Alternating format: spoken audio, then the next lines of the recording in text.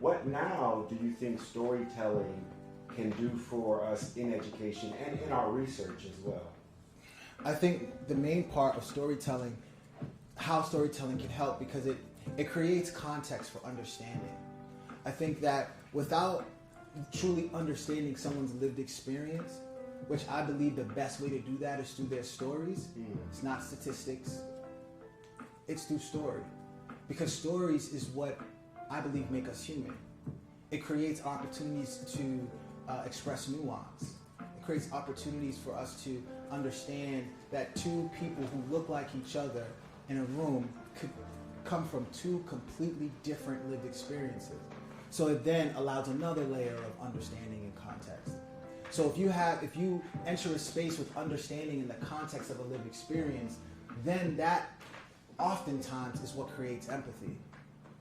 So now when a person walks into a room and raises their hands and asks a question, or maybe say something that may be off-putting or offensive, if you've heard that story and where that person has come from, you might not be as offended if you could understand that this person is actually trying to learn.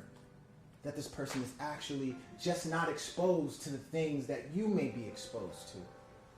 And so even in my own classroom, I create opportunities for students to share stories about not only what has caught their attention, but has been representative or reflective of their lived experience.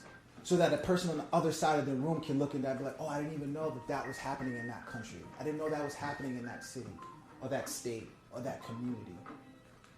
And now, because of that, I may ask different questions. And that dialogue, those conversations, those questions is what creates an opportunity for all people to feel included because they have expressed themselves, but also gives an opportunity for another person to be empathetic.